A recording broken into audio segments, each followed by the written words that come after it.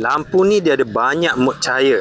Ni mod pertama, mod kedua, mod ketiga dan yang ni mod yang paling terang. Yang ni baru cun untuk korang guna bila buat kerja.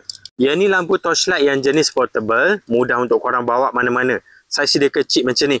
Korang boleh guna untuk macam-macam. Boleh guna untuk camping, boleh guna untuk buat kerja, boleh guna untuk kerja servis dan boleh guna untuk kecemasan. Kalau yang lampu ni, dia punya lens ni jenis expose macam ni. Korang boleh nampak dia punya LED. Kalau yang ni dia ada diffuser macam ni.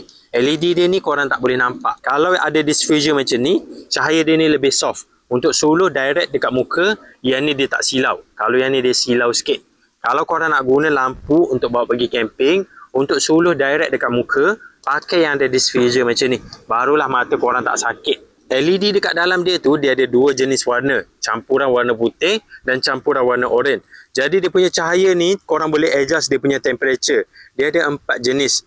Dia boleh jadi warna putih dan boleh jadi warna oranye. Korang boleh adjust je macam ni. Dan bila bateri habis, korang boleh cucuk charger dekat bahagian sini. Pakai je charger handphone sebab port dia ni sama saja, USB jenis Type-C. Dan model ni dia ada bateri indicator dekat bahagian sini. Mudah untuk korang tahu berapa banyak bateri yang ada. Ada indikator macam ni baru cun, tak adalah nanti bila tengah guna, lampu ni padam sebab bateri habis. Sebab korang tak tahu bila bateri nak habis kalau tak ada indikator macam ni. Saya dah banyak kali kena dah. Lampu ni penting kalau ada indikator macam ni. Nanti kalau nak kerja, nak guna lampu ni, cek dulu siap-siap berapa bateri yang ada. Dan untuk gantung lampu ni sangat-sangat mudah. Dia ada kaki juga macam lampu sana. Kalau korang nak jadikan lampu meja, mudah je. Tampak je macam ni. Dan korang boleh adjust dia punya angle juga macam lampu sini. Dia punya kaki ni boleh pusing-pusing 360 darjah. Dan dekat dia punya kaki ni dia ada satu cakup macam ni.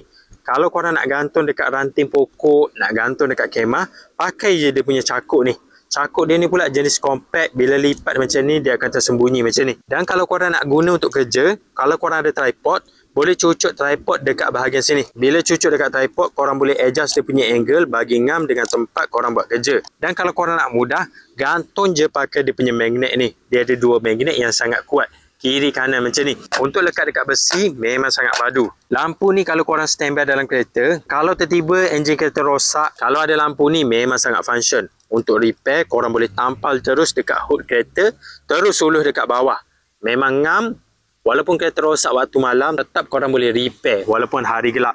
Jadi kalau korang nak cari lampu portable yang ada banyak mod cahaya, banyak tempat untuk gantung, jenis rechargeable, korang boleh cek lampu yang model ni. Jenis magnetik pula tu, mudah untuk tampal dekat permukaan besi. Yang ni memang padu punya.